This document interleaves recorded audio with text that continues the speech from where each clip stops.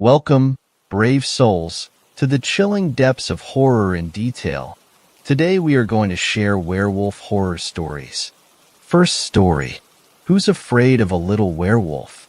This story is actually real, though in the end everything turned out to have a fairly logical explanation, but I will get to that. It was about 2 years ago. I was about 21 at the time. That summer, a few friends and I would often go camping in the forest near our hometown. I have this old 1968 Chevy G tin van which has been super reliable over the years, and we had started a kind of tradition of taking it along straight into the woods with us on our trips. It was really nice to have transportation close by, and we didn't have to carry our tents and camping supplies very far. Besides, my Great Dane got scared easily, and walking him through a dark forest was more trouble than it was worth. We would roast hot dogs, tell stories, and generally just goof around. This particular night was the same as most weekends. The girls, Virginia and Diana, roasting some hot dogs. I was getting the tents set up. I bought this stupid folding tent for my dog, and he was no help in putting it together. My best friend, Fred, was standing around talking and watching the food cook. Well, soon the hot dogs finished and man was I hungry. Right as we were about to eat, though, we heard this piercing howl. When it comes to supernatural stuff, let's just say over the years my friends and I have had more than our fair share. We often would stumble into these situations where things would just get really weird. So given our history on these trips, we all got a bit freaked out by this howl, especially when we looked into the undergrowth nearby and saw a pair of eyes staring back. Diana suggested it was a wolf, but we checked it out anyway against my wishes. Sure enough, we found the tracks of a wolf or large dog. The only problem? It was obvious that these tracks were made on 2 legs. Fred was the kind of guy who wanted to prove the supernatural with more zeal than I can believe, so he obviously suggested it was a werewolf. I didn't want to get into this situation, but next thing I know we are trudging through the woods looking for clues to where the dog, or whatever, had gone. I still remember so well as the woods gave way to a foggy clearing, and through the mist I could make out a black iron fence with those spear point tips that you might see around a garden. In this case, it was around a cemetery. No problem. Hanging around Fred, I have been in my share of cemeteries and am not afraid of them outright. Still, I have to admit it was pretty creepy. The gnarled branches of the dead trees stuck out of the fog like skeletal hands grasping from the mists of the river Styx. Okay, maybe I was a little freaked out at this point, but it was about to get a lot worse. Next thing I know, I was staring down into an open grave and Fred was reading the headstone aloud. Here lies Silas Osterholt, half man, half wolf. Well, let's just say I was already half gone to get back to my van when Fred grabbed my shoulders. This is our first real clue. We can't leave now. I let him know that I wasn't about to follow the tracks leading away from the tombstone, which matched the ones near our campsite. Because if there was a werewolf zombie out there that had crawled out of this grave, I didn't want any part of it. I am not even sure they heard my protests, and as always we were off to solve this paranormal mystery. Fred had a way about him that just made you want to follow him, and against every instinct I pumped my legs in their direction as they continued to trek after this beast. We found more tracks in some mud further in the woods, and followed them to an old, run-down flour mill. The second we got to the doorway, another of those freaking howls started. I could feel it piercing to my bones, but they all decided the best course of action was to go in anyway. We are all smart people, especially Diana. But there we were walking into this crumbling flour mill chasing what was at best a large dog and at worst a werewolf from beyond the grave. It was clear this werewolf didn't have a maid. This place was covered in spider webs, dust, and would be best described as just generally gray. Soon enough, we were splitting up to explore the place. The ladies went with Fred. Me and my dog went off in the opposite direction. I figured since I didn't get to eat my hot dogs, I could grab a snack while they searched the place. I figured if there were a wolf in here, we would hear it by now. Besides, this place actually seemed pretty cool. I found an old mask hanging on the wall. It looked African in origin. I decided to grab it and head back to find my pals. As I pulled it off the wall, I heard a thump behind me, but when I turned around there was nothing there. This obviously freaked me out, so I put the mask back and started jogging back in the direction of my friends. Well, this part of the story I got from Virginia later. Apparently, Fred had discovered more wolf tracks in the dust leading straight into a wall. After doing a bit of searching, they found a switch that revealed a secret door leading to a small room with a single table, a chair, and a map. The map was crude, showing the general layout of the forest. There were 3 X's drawn on the map, and one was labeled Mill. Just after finding it, Fred and the ladies came face to face with our wolf. It had less hair than you might expect, and its flesh was a rotten green color. It stood, as Fred had suggested, on 2 legs. They knocked down a stack of crates on the beast and booked it out of there. As I was coming back to tell them about the sweet mask and strange sounds, they ran straight into me and my pup. Hitting the floor, I saw the thing's shadow approaching our corner. Things got real very fast.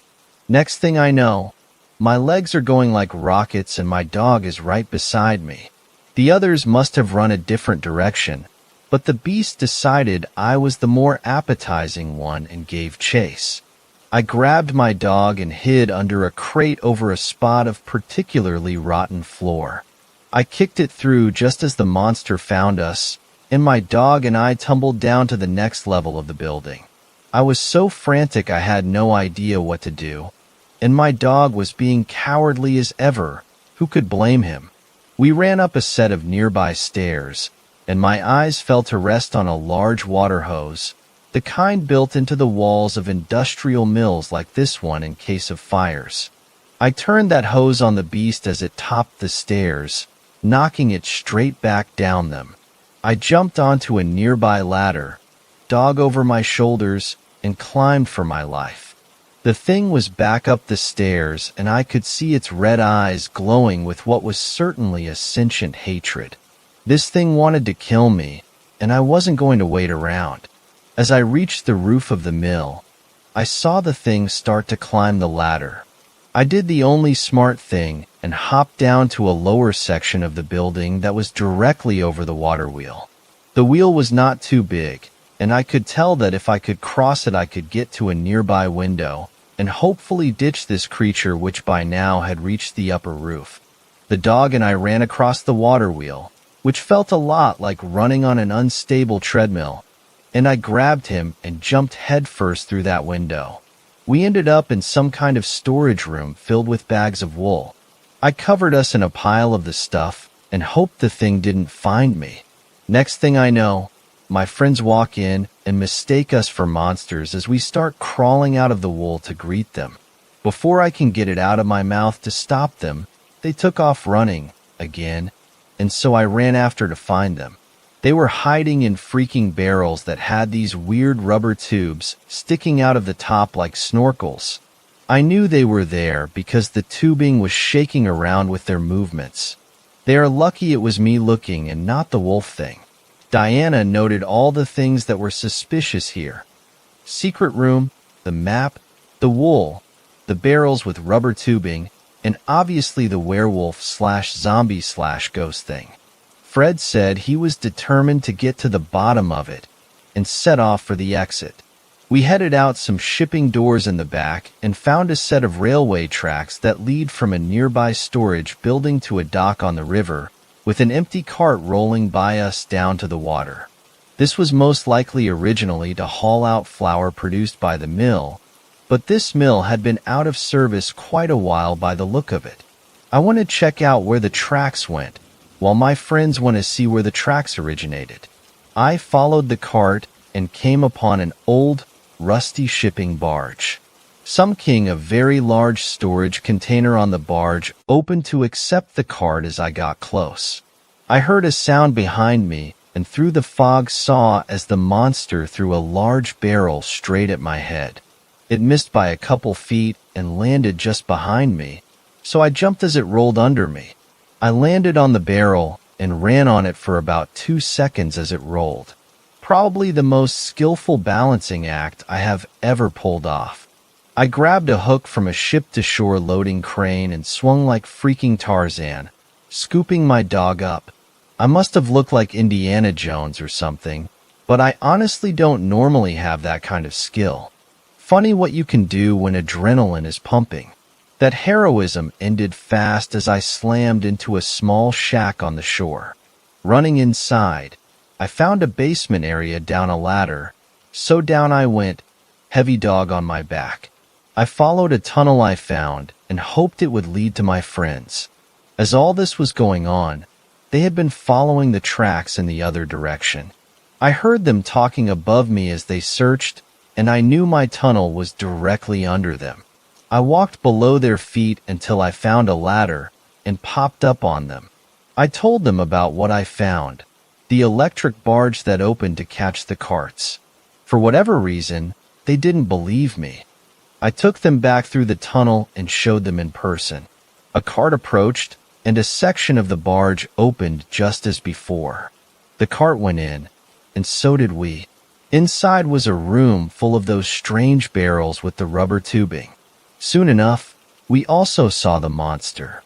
He was outside this section of the ship, fishing one of those strange barrels out of the river. He carried it inside and placed it on the newly arrived cart. I was sure I could hear a sheep from inside the barrel. Fred decided that he wanted to capture the beast, and in order to catch him, we would need to get inside the next barrel as it came down the river. They were planning to use the crane hook, the one from my heroic escape earlier, which they also didn't believe, to catch the beast when I popped out of the barrel, but obviously such a stupid plan didn't work out. Instead, I just pushed my barrel back into the river after the crane inevitably missed the mark, and hoped the thing didn't eat me. It started giving chase in a small raft that was on the barge. At this point, it was clear that this thing was as smart as a human. It was also clear that this river gave way to a waterfall very soon. My loyal but terrified pup jumped into the water and pulled me out just before the falls. The werewolf wasn't so lucky. His raft snagged on a rock just as he went over the falls, and he began yelling, in English, for help. We pulled him up from the bank and found that he was just a man in a mask. In fact, he wasn't a werewolf. He was a thief and smuggler. He was using the old mill to move stolen livestock and used the costume to frighten off anyone who came along out here. They would float the stolen livestock and stolen goods from further up the river, and he would catch the barrels and ship them out to the black stock market, or wherever you sell stolen livestock. Sure, it didn't turn out to be paranormal. I have to say, though, this was one of the more frightening camping trips I have taken. Second story. It wasn't a wolf. I live in a quiet village, hours from any form of civilization most other people would recognize. I've always lived here, and before I went to college, I'd never left. Something about being born here in this insular, fog-shrouded, conifer-dense thicket of cold-hardened skin and distant eyes made it hard to leave. I met my wife in college. She was 2 years my senior, fiercely pursuing a Master of Business Administration, while I sought a Bachelor of Science in Environmental Science. We were married in my sophomore year, and when we graduated, I convinced her to move to my village. A selfish request, considering it would render her degree completely useless, but nonetheless, she agreed. Out of love and a morbid curiosity to see the subject of my late-night, drunken tales, I'd told her the stories that float from lips to ears like the gentle winds that stir the lake. The stories that hang on 4 words of mysterious and frightening repute. The stories that, in a village of barely over 100, ensure that doors are dutifully locked each night. It wasn't a wolf. Each time I shared with her these accounts, her eyes became alert, glowing with an almost predatory interest, and she pined to know more than even I knew. I shared them all. It wasn't a wolf. Each time a dog disappeared. It wasn't. When flecks of blood were found, partially covered by the soft new snow. It wasn't. When tracks showed up that seemed to pace in circles around houses. It wasn't a wolf. A few months after our return to my village, my wife found work as a bartender. Late one night, I helped her close, and we helped ourselves to some drinks. Hours too late, we poured out into the frozen night, leaning on each other to keep from falling down. The moon shone down, illuminating the old street, and beyond the small lamps hanging from the worn buildings, it was the only light by which to see. Being up, let alone out, at this hour is discouraged, and I knew it. I have ever since I was a child. Night is dangerous here. Bears are often seen roaming the empty streets, and the sounds of wolves howling drift down from the surrounding mountains. Yet, there we stood, drunk and stupid, and I choked down the years of conditioning, a feeling so deep as to feel part of my genes, and we stumbled up the street and toward our small home. As we swayed through the empty streets, we unconsciously held our breath, both feeling increasingly alienated and uncomfortable. When a metallic clatter tore through the cold air, cracking the silence like a splitting tree trunk, we froze. We stood in the middle of the road, paralyzed by cold and fear and the numbing alcohol in our blood, until at last, after a brief flash of sideways glances, we turned around. Our eyes, focused and sharp in the blackness, fell on a figure looming between two buildings about 100 feet away. Upon inspection, its swollen, hulking frame appeared to be that of a bear. Standing at roughly 6 feet, it would have been a juvenile reared on its hind legs. My fluttering heart slowly found its regular rhythm, and the blood coursing through my ears like white water subsided. I looked at my wife, her naturally wide eyes glassy and glowing in the moonlight. Her face, still taut in a frozen gasp, had lost its warm color. "It's okay," I whispered. "It's just a little bear." Despite my efforts to calm her nerves, she never took her eyes from the creature lurking in the shadows. When I heard her gasp, a small, uncontrollable inhalation, I looked back to the animal. It slowly moved from the buildings into the street, and the moonlight illuminated its towering body, a shimmering silver sheen, and I gasped. Sharp, involuntary, the icy air cutting my throat like a knife as it filled and burned my lungs. The animal wasn't a bear, and it wasn't standing on its hind legs. It had all 4 feet on the ground, and it most certainly wasn't a wolf. Third story.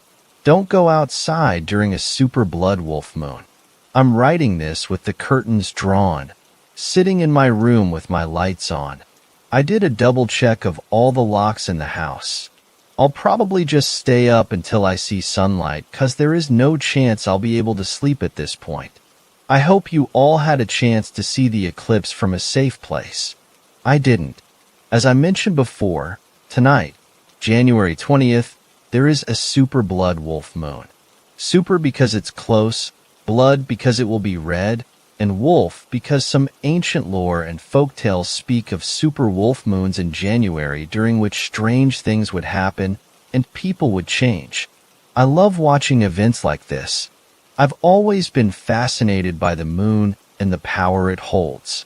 I began watching the phenomenon from my window, deciding only to go outside when it was close to a total eclipse, given that it is currently minus 36 degrees Celsius.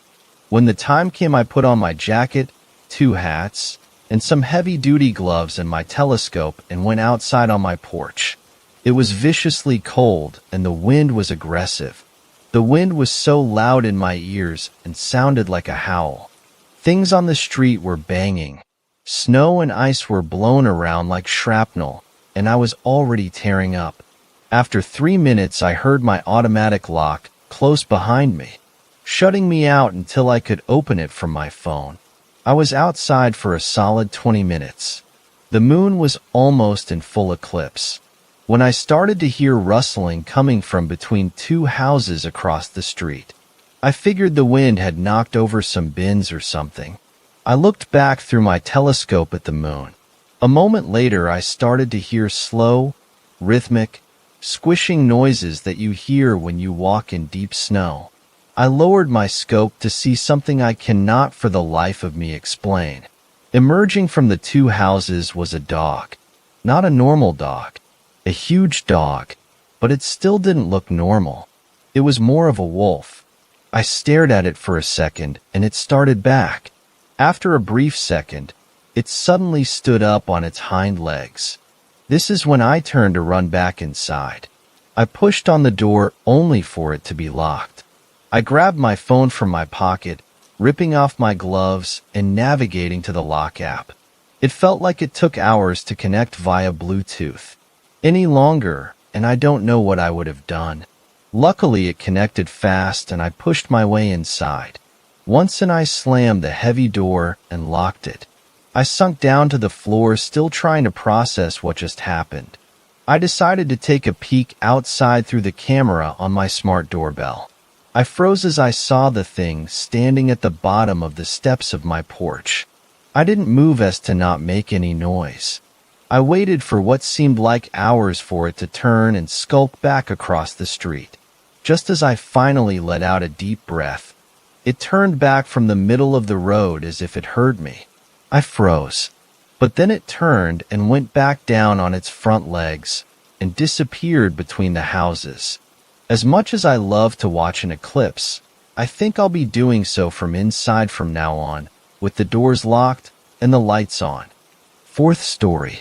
My history with a wolf spirit who became my best friend. Let me first say that I've always believed in the powers that be. I'm pretty active with my church and I'm grounded in my faith. However, this isn't about Southern Baptists, this is about something else entirely.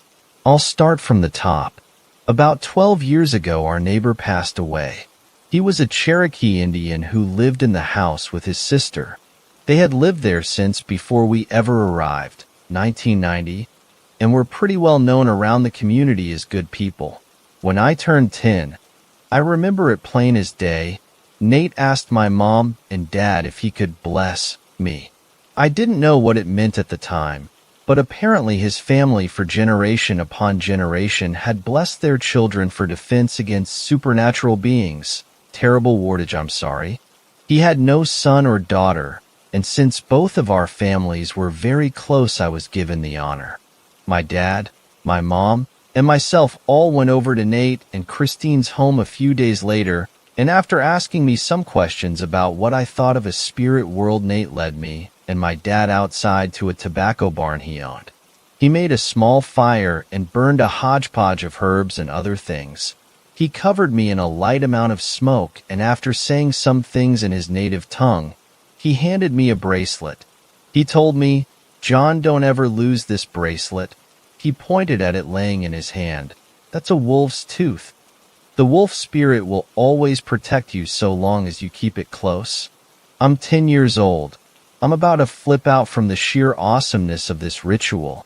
I remember thinking this was the coolest thing to ever happen to me, and that I now had a bracelet with a wolf's tooth on it that would keep me safe. CBA if I did say so myself. Fast forward 7 years. October 12th, to be exact. My family has never really lived in luxury. So when birthdays come around, we kind of clump them up and have one party for everyone. Mine and my godfather's are always together, as he was born on October 12th, and I was born on the 13th. We were out back after dinner around tea bonfire, and I felt what I can only describe as a cold and very intimidating presence around me. I reached down, not on my wrist, then into my pocket, and to my shock, I didn't have the charm at all. I quickly traced my steps back and realized I had left it at school in my locker. I had taken it off before gym as I didn't want to break it. I rose up to go inside and get my hoodie, and that's when I saw it. Not even 30 feet away, at least 6.5 feet tall it stood, with the head of a raven. It was pitch black outside, but this thing was darker than black. It was so dark it just sucked the light out of its surroundings. I did what any 17-year-old boy would do if presented with a raven demon bird. I screamed bloody murder. My dad ran over, and after he made sure I wasn't hurt, I looked back, and it started to advance towards me. I later found out he didn't see anything but did admit to feeling the rapid temperature drop. As it got closer, it reached out a hand to me. It didn't have skin or flesh. Its bone was more reminiscent of bark than anything. I saw the thing. Dad felt the cold, but everyone heard what happened next. Just as it was about to be within an arm's length of me, the deepest and loudest howl I had ever heard rang out from the back of our property line. We all froze. We live in Tennessee, and wolves are not common in our area. Coyotes, yes, but not wolves. I had turned to look towards our back line, and when I turned back around, it was gone. My dad ran inside to get a gun, while I was hot on his trail trying to get away from whatever that thing was. As we came back outside, my dad gave me the flashlight and said to point it out in the darkness. I scanned and scanned the tree line and the small forest we have, but I didn't see anything. After about 5 minutes, Dad went back in and pulled the, "All right, now you stand guard till I come back," card on me. I had calmed down a little, but I was still shaking a bit. But I stopped shaking when I re-scanned the tree line and I saw what made the howl. For all intensive purposes, it was my guardian spirit, but it became a lot more real when it howled again, and I saw its warm breath permeate through the air. This wasn't as loud or as deep. This wasn't a war howl, it was a "John, be still." I got this reassurance howl. I ran down off the porch and sprinted for the tree line, just as quickly as my legs would carry me. But when I got to the trees, it was gone. I looked around and waited until Dad caught up. Dad ran after me and walked with me back to the house, and after a long discussion of what I saw and what he thought of the situation, he decided I should get a dog. I was old enough to manage one, and I'd always wanted one for my own. So we decided that on my birthday, I would be able to go to the pound and pick a dog out to keep claim as my own. So the next day rolls around and Dad gave me $50 to use towards a dog. He said if it cost more, it was on me, but he wanted to help as best as he could. Dad sacrificed like that a lot for me. I left for town and headed straight to the pound for my first and final stop. When I pulled in, I grabbed my ID, my wallet, and a bottle of water before stepping out into the brisk weather and walking towards the shelter. I looked through the glass door and saw NSTSGT approaching to exit. As a courtesy, I held the door open for him and proceeded to walk in. I checked with the lady at the front desk, and she buzzed me back to go see what they had. I made it 2 kennels before I dropped my water bottle and froze in complete astonishment. Kennel 3, 2-year-old Siberian Husky, Darius. Pure-blooded, with 2 blue eyes and a head tilt that will melt your heart. It wasn't so much the minor details of aesthetics, it was the fact that this was the wolf I saw the night before. I called an attendant back, and after he tried to get me to take a Jack Russell Terrier instead, he gave me a leash and said, "You can escort him out if you like, but he's pretty energetic, so be careful." I walked into his kennel, and without saying a word, he walked over to me and sat down at my feet, looking up at me, awaiting our departure. I took him up front, and when I went to pay for him, the lady began to get a confused look on her face. I asked if everything was all right, but she informed me that dog doesn't exist in our database. I asked if it would be an issue if I took him off their hands, and after paying a small $25 fee, we were on our way home. We bonded instantly, and we've grown so much over the years. Last night, though, we had a visit. I almost always go running twice a day, once in the morning and once at night. However, last night was a peculiar run for me and my boy. We were on our regular circuit, and I was listening to a lecture on virology when I felt Darius quickly pull the leash backwards, causing me to nearly roll my ankle when I tried to keep myself standing. I turned and he was on his haunches ready to pounce. He wasn't snarling, but something was amiss. I pulled him a little, trying to coax him, but he wouldn't budge. I knelt down to pet him, and while I was talking to him, the way all dog owners do, I felt a very, very familiar cold rush come over me. I stood up and turned, facing my demon. There it stood, motionless, lifeless, but it stood between me and T's streetlight, so its silhouette was clearly outlined. Darius started growling, and I saw him bare his teeth. I swallowed my fear, looked straight into the raven's eyes, and said, "I don't know what you are, whether you're a demon, a ghost, or whatever, but that's irrelevant. Know this, I had let Darius' leash fall to the ground unknowingly as I began to step towards it. I'm not afraid of you. You're wasting your time watching me. I command you to leave and never return." Not missing a beat, as if he knew what I was saying, Darius let out the same howl he did the first night we had been introduced. The thing shrieked briefly and dissipated in front of my very eyes. Edit. I did find the bracelet, by the way.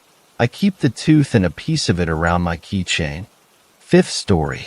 Silverback, the Wolf King. Do you remember how you saw the world as a child?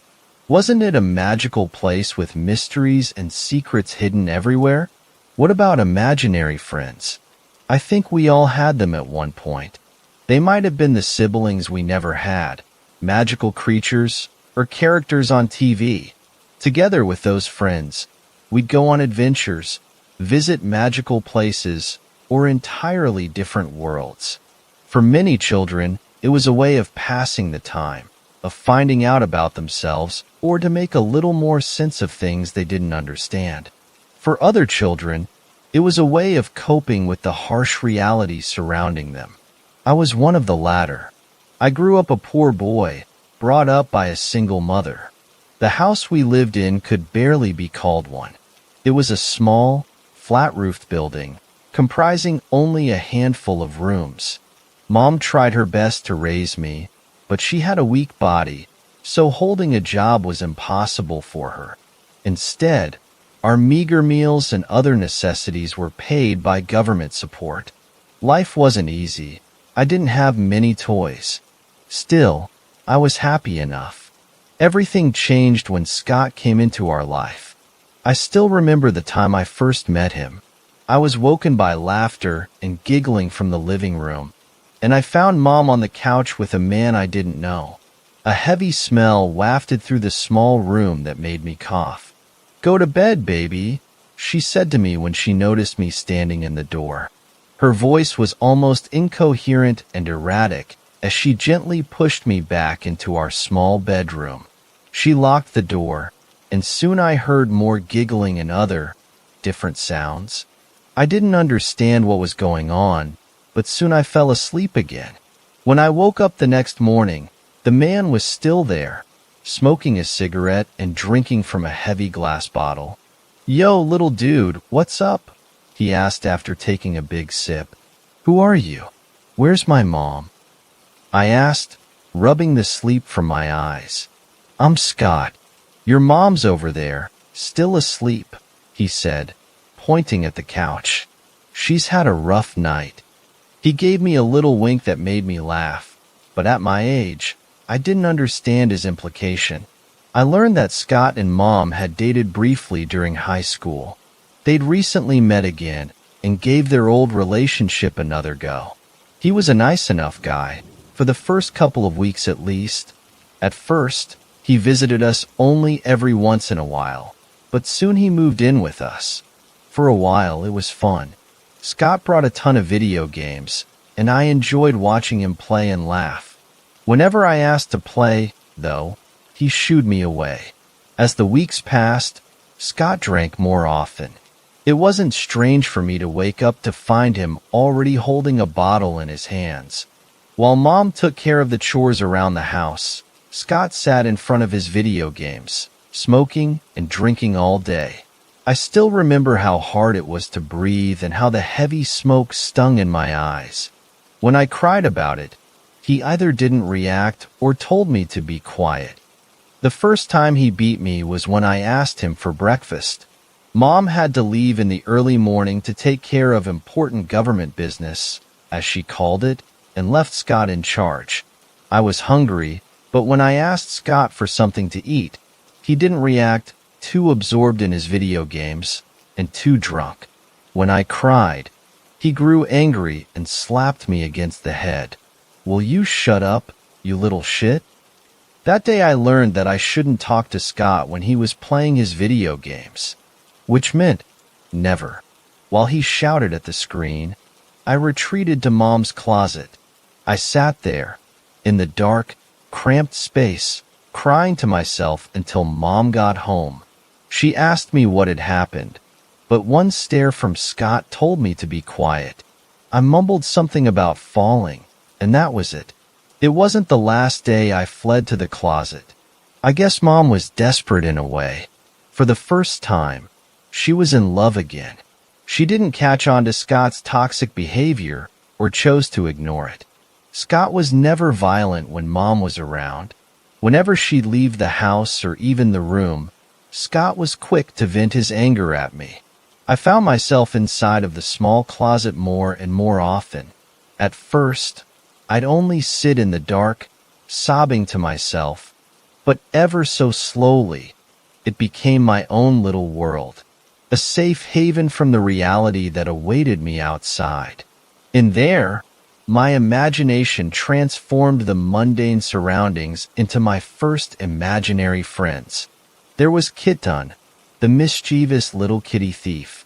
He sprang to live from an old poster of a kitten holding on to a rope plastered against the closet's back wall. The second one was Skyhawk, a giant bird soaring the skies.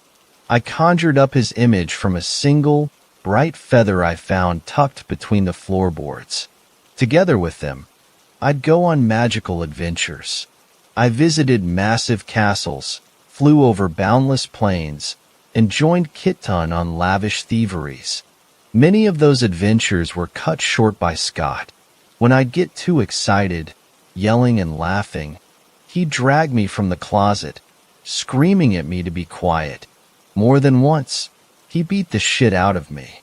It was only a matter of time before Mom caught on to things. Scott couldn't explain the heavy bruises by yet another story about roughhousing. I still remember her screams. At first, they were directed at Scott, mentioning my name and demanding what he'd done to me. After a while, Scott's rage replaced them before it was drowned out by Mom's painful wailing.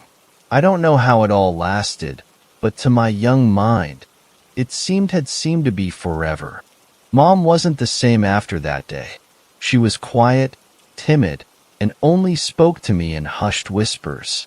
Her face looked strange for a while, bloated and discolored. Eventually, Mom took to drinking as well. I guess she searched for an escape like I had. Yet no magical worlds were waiting for her. Instead, she clung to a different type of magic, one that would bring sweet release, often as soon as the early hours of the afternoon. Those days were the worst. Scott had grown unhinged, prone to anger issues. When he couldn't vent his anger at Mom, I was the only target that remained. He wasn't just yelling at me anymore, not just beating me. By this point, he'd developed a sadistic streak. He loved putting out his cigarettes on my tiny, white arms. To this day, scars riddle them. I still remember the searing pain, the blistering skin, and the burned flesh below. When I cried in pain, he'd guffaw like a horse before he threw me back into the cramped closet. During these days, I should meet a new imaginary friend, a small, stuffed wolf I'd never seen before. I came to call him Silverback, the Wolf King. In my mind, he wasn't a small toy, but a giant beast and the king of all the animals. Soon Silverback became my favorite imaginary friend. He'd let me ride on his back and take me to the great forest, a magical place with trees towering high into the sky, taller than any building I'd ever seen. The more Scott drank, the more his behavior escalated. Before long, he took to other things a kid like me didn't understand. I remember wondering if he was sick when he put a needle into his arm and hoped he'd have to go to the hospital. He never went. Instead, he became more unhinged, crazy. And then, one day, he exploded. Sixth story. Asylum Wolf. So, a couple of weeks ago, I went camping. Now, everyone knows that when you go camping, it's basically protocol for everyone to sit around the fire and tell scary stories.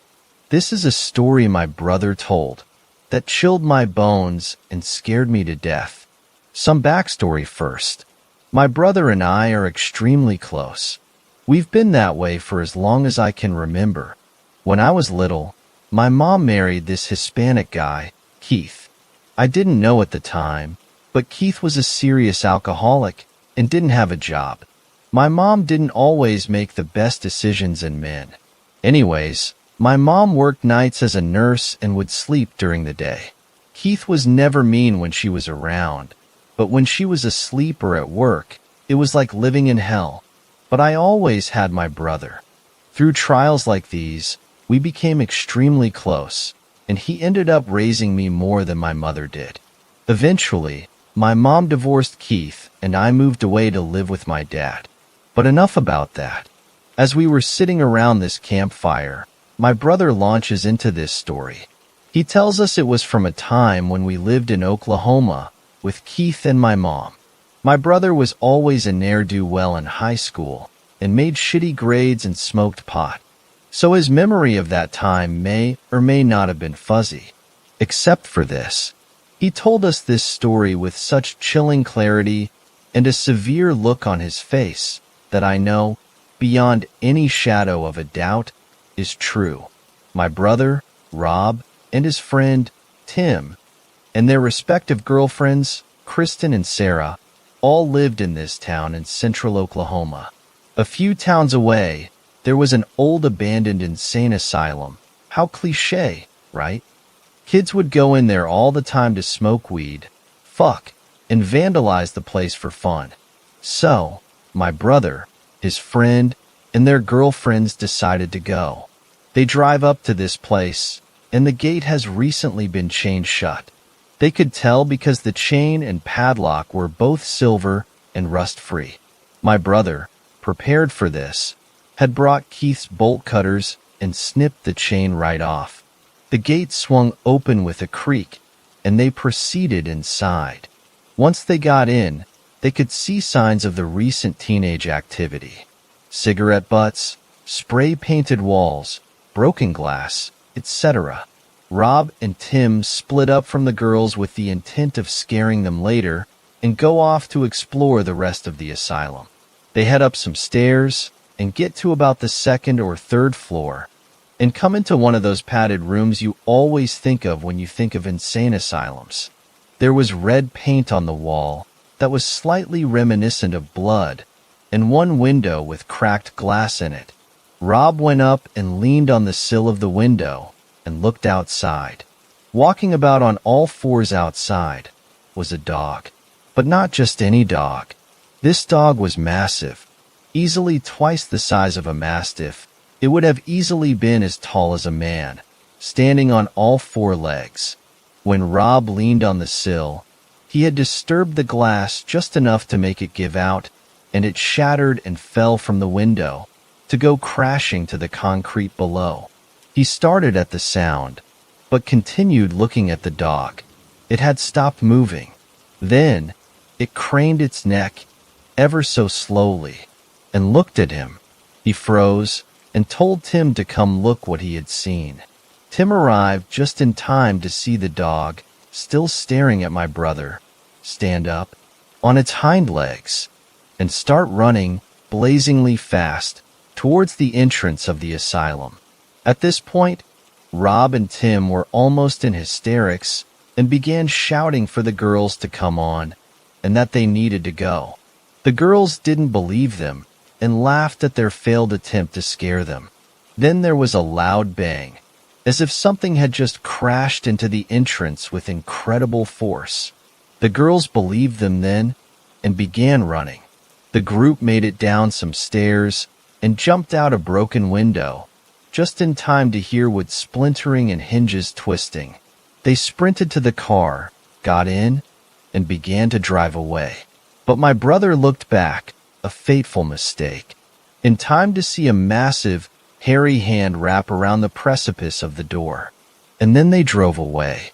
7th story. The girl who cried wolf. Have you ever had a really dramatic friend? Like the kind that cried wolf all the time? I did. Her name was Amy.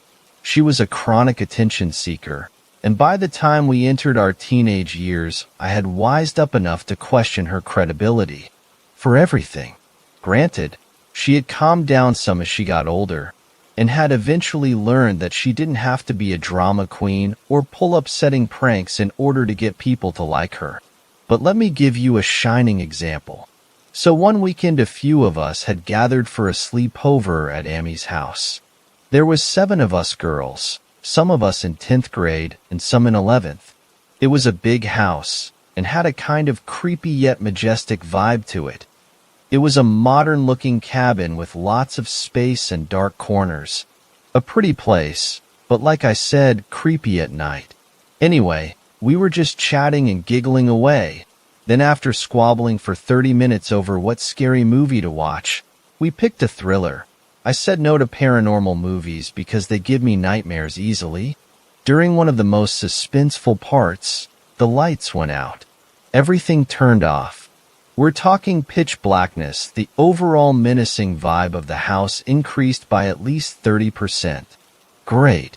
A few of us called out each other's names, fear coloring our voices. Jamie?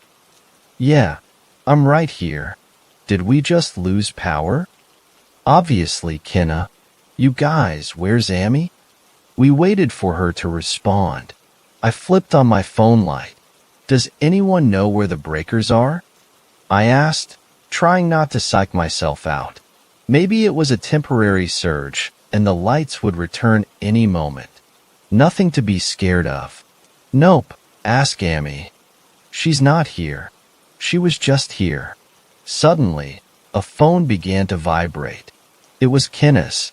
We all fell silent as she hesitated to answer it. I groaned. I wasn't trying to be in a real-life horror movie. This had to be Amy messing with us. "Kay, answer it," urged Jamie. "Hello?" Kenna answered timidly. "Unknown number." She put it on speakerphone.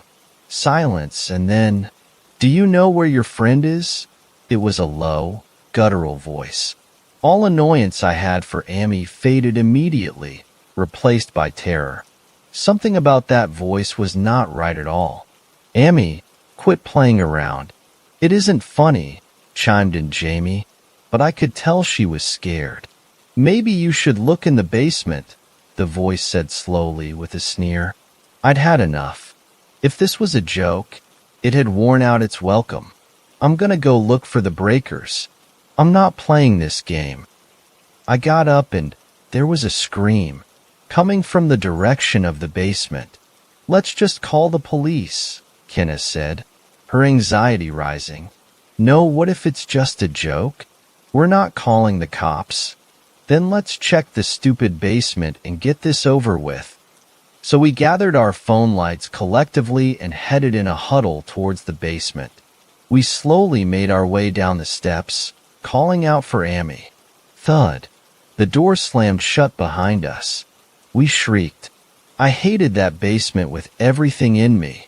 "Amy, cut it out. Where are you?" called out Jess. Suddenly, after what felt like forever in the dark, the lights flickered on, and at the bottom of the steps was a horrific sight. A statue or person in an It-style clown costume. Kenna screamed the loudest I have ever heard her scream. We all scrambled for the locked door, falling over each other, not daring to look behind us. Finally, someone flung the door open and Jamie was there, laughing her butt off. So much so that she collapsed on the floor in a laughing fit. I was pissed. The person in the clown suit removed their mask and revealed themselves. Amy. She looked so pleased with herself. You guys should have seen the looks on your faces, she mocked happily. Yet no one besides the two were laughing. That was seriously messed up. That wasn't funny at all, said Kenna, shoving past us to the front door. Kenna. Wait. Kenna. Chill. It was a joke, Jamie called after her. Kenna whirled around with a, I would expect this from Amy, but not you, James, and left into the night. Did she really just leave this late at night? Jamie muttered. Who cares? That was funny, said Amy.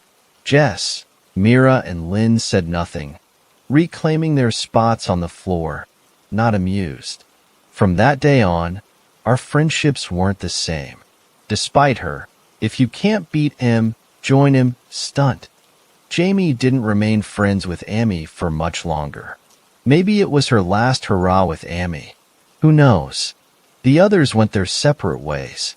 Amy and I seldom spoke, but we were friends still. That night split us up in a permanent kind of way.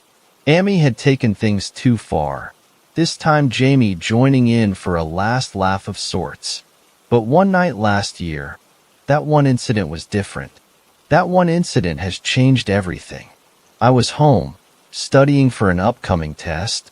I was scribbling away notes at my desk when I got a call. From Amy. Strange, I thought. I hadn't heard from her in a while. As soon as I picked up, I knew something was off. She was speaking in hurried, hushed tones, like the way someone does when they're afraid of being heard by something else. Amy. Tara, help me. I'm home alone and I think something or someone I don't know is here. I don't know what to do. I rolled my eyes hard. Nice try, Amy, but I'm not falling for that again. Go fool someone else, I said impatiently. I really needed to study for this test. It's not a joke. I swear. I'm so scared. Then a sickeningly familiar voice joined the line, low, guttural. Don't be scared, Amy. You're not really alone. I scoffed. Got Jamie there with your little voice-changing device again? Let me guess. The call is coming from inside the house? My annoyance was at its peak. I was so close to hanging up. What voice-changing device? What are you talking about? The one from your sleepover. We all heard it.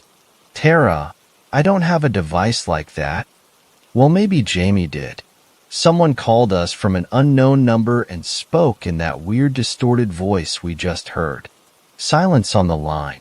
Tara, that wasn't us, I swear, she said, her voice becoming quieter and even more frightened. I was so confused. I had to know for sure. Ugh, hold on. Wait, don't leave. Putting Amy on hold, I rung Jamie and asked her about the device. She was just as confused as I was. Tara, I thought that was Amy pulling our leg. What do you mean, it wasn't her? You know, you two really don't know when to stop. This isn't funny and it never was. I scolded Jamie sharply, but she promised she wasn't joking, and she seemed sincere. Now alarmed, I switched back to Amy's line. There was only a dial tone, and for the past year, it's remained a mystery, but not without unrest. I dream about her often. Every time I glimpse the missing person flyer, I feel a pang of guilt. I see her photo and I tremble. I can't even be around her grief-stricken parents knowing that I was likely the last person she spoke with who didn't even take her seriously when she needed me most. Jamie and I have a special bond now because of our last interaction with her, and because we both have a tiny sliver of hope that she's still alive, somewhere. Jamie feels guilty too. If this is a joke, it's an elaborately long one, but I fear it's something much more sinister, which is why I had to let out my secret here. Amy, if you ever see this, please forgive me. And for the rest of you, don't ever cry wolf.